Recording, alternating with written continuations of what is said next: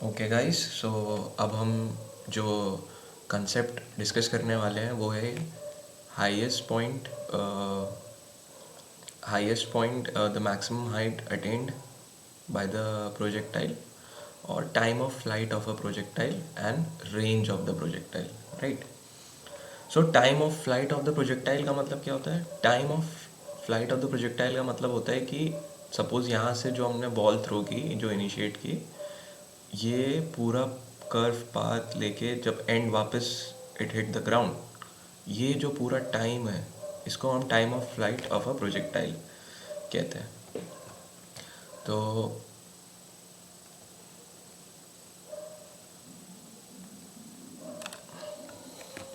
अब हमें पता है कि सपोज़ जो इस पॉइंट पे, ये हाईएस्ट पॉइंट पे हमारी जो वर्टिकल वेलोसिटी है वो ज़ीरो है, और जो horizontal component of the velocity है वो कांस्टेंट है, यू कॉस थीटा, राइट। तो हमें ये मालूम है, तो हमें इक्वेशन ऑफ मोशन पता है कि v equals to u plus a t होता है, राइट। तो v हमारी जो है वो ज़ीरो है, final velocity at the highest point, right. तो ज़ीरो, और इनिशियली जो हमारा यू वाई कॉम्पोनेंट है वो क्या है? U y equals to u, जो initial velocity which is equal to u sine theta, right. तो ये क्या हो गया? You sine theta. एक्सेलरेशन क्या है हमारा? नेगेटिव है, क्योंकि जी एक्ट कर रहा है in opposite direction to this, in mine into t, right. हमारा टाइम ऑफ फ्लाइट क्या हो गया? T equals to u sine theta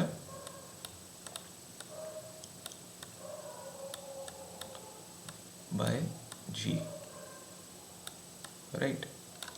but ये जो टाइम है, ये टाइम एक्चुअली है बॉल जब अपने हाईएस्ट पॉइंट पे रीच करी, यहाँ तक, right. At this position it is T, but total time of flight will be जो उसको समय लगा ज़ीरो से पी आने में, वो सेम टाइम लेगा पी से, आई मीन लाइक ओ से पी आने में, एंड फ्रॉम पी से ओ डैश जाने में उसको सेम टाइम लगेगा। क्यों? क्योंकि यहाँ पे ये अंडर द ग्रेविटी अब फॉल डाउन करेगा, राइट। यहाँ पे वर्टिकल कंपोनेंट उसका ज़ीरो हो चुका है। Now under the influence of the gravity it will fall down, right. So तो टोटल टाइम ऑफ फ्लाइट होगा हमारा, जिसको हम कैपिटल टी बोलेंगे, टोटल टाइम ऑफ फ्लाइट, वो क्या हो जाएगा? Two u sine theta by g, okay. अब हाइट, ये जो मैक्सिमम हाइट उसने प्रोजेक्टाइल ने अटेन की है, ये जो हाइट है जो उसने अटेन की, ये हम कैसे निकालेंगे? अब हमें पता है कि जो सेकंड इक्वेशन ऑफ मोशन होती है वो s equals to, sorry, third equation of motion v square equals to u square plus two a s, right. तो हमें पता है कि हमारी जो फाइनल हाईएस्ट पॉइंट पे जो फाइनल वर्टिकल कंपोनेंट था वो ज़ीरो था, और इनिशियली यू साइन थीटा थी, राइट। तो ये zero square is equal to u square sine square theta हो जाएगा, यू साइन थीटा का whole square, right. Minus minus क्यों? क्योंकि एक्सेलरेशन ड्यू टू ग्रेविटी है, two g h, right. H क्यों? क्योंकि हम ये वर्टिकल हाइट की बात कर रहे हैं, ये वर्टिकल डिस्प्लेसमेंट की बात कर रहे हैं, राइट। इसीलिए हम इसको एच कह रहे हैं, राइट। तो इधर से हमारा एच क्या हो गया?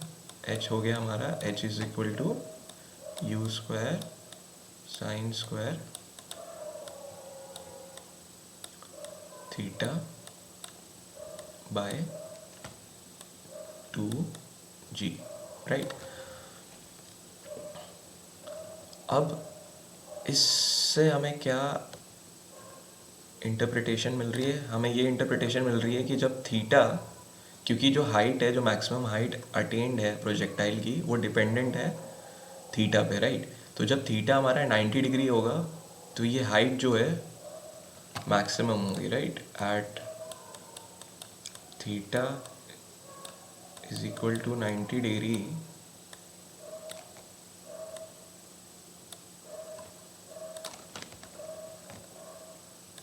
थीटा 90 डिग्री पे ये जो हाइट है एच मैक्स अटेंड करेगा, राइट।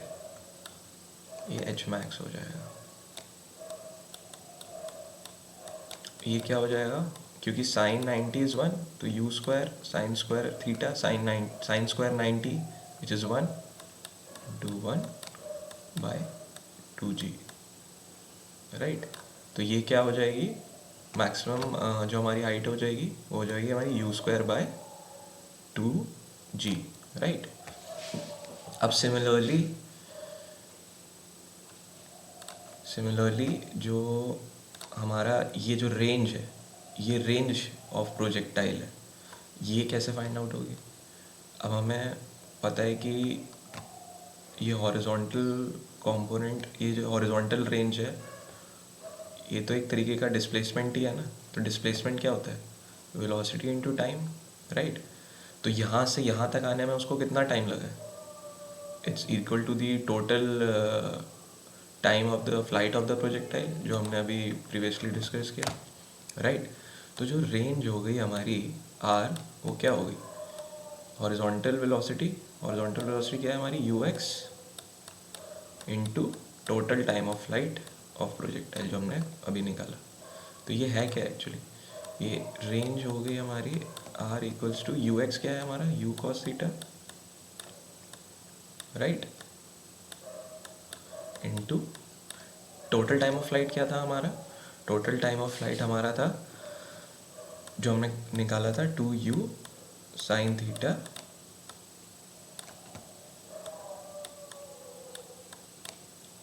By g, right. ये हमारा टोटल टाइम ऑफ फ्लाइट हमने निकाला था प्रोजेक्टाइल का। तो हम जब इसको सिंप्लीफाई करेंगे तो ये क्या हो जाएगा, u square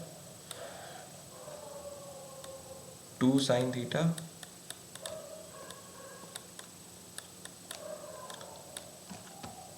cos theta by g, right.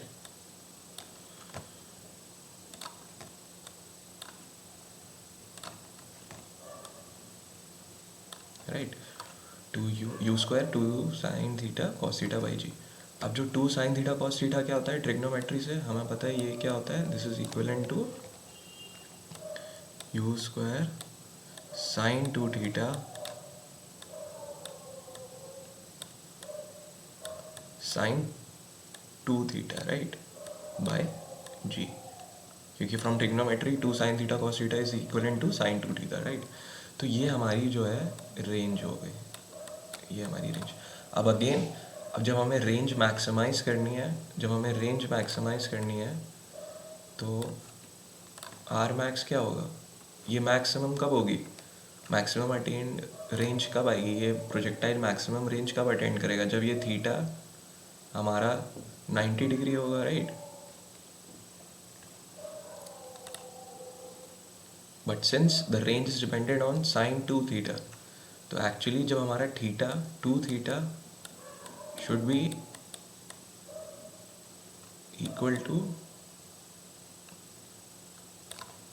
ये मैक्सिमम वैल्यू कब अटेंड करेगा, दिस साइन, जब ये साइन अपना मैक्सिमम वैल्यू साइन की कब होती है, 90 डिग्री पे होती है, राइट। तो 2 थीटा, तो ये साइन 2 थीटा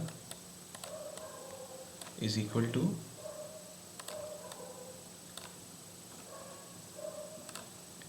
टू साइन 90, तभी ये मैक्सिमम रेंज अटेन होगी, राइट। तो थीटा क्या हो जाएगा, 90/2 विच इज 45 डिग्री पे, राइट। तो जो हमारा मैक्सिमम रेंज जब प्रोजेक्टाइल तभी अटेंड करेगा जब किसी चीज़ को हम 45 डिग्री के एंगल से थ्रो करेंगे, राइट। ये इस चीज़ से डिराइव हुआ कि आर मैक्स तब मिलेगा, मैक्सिमम रेंज हमें तब मिलेगी जब projectile theta equals to 45 degree से थ्रो करेंगे, या उसका एंगल ऑफ प्रोजेक्शन 45 डिग्री होगा, राइट। तो उस टाइम आर मैक्स क्या हो जाएगा, उस टाइम आर मैक्स सिंपली क्या हो जाएगा, आर मैक्स हो जाएगा u square sine 2 theta means 2 into 45, right, which is 90, right, by g। तो ये क्या हो जाएगा, u स्क्वायर बाय g, ये हमारा r मैक्स हो गया, राइट। अब IMUCT में इन्हीं 3 डेरिवेशंस के बेसिस पे न्यूमेरिकल्स आते हैं।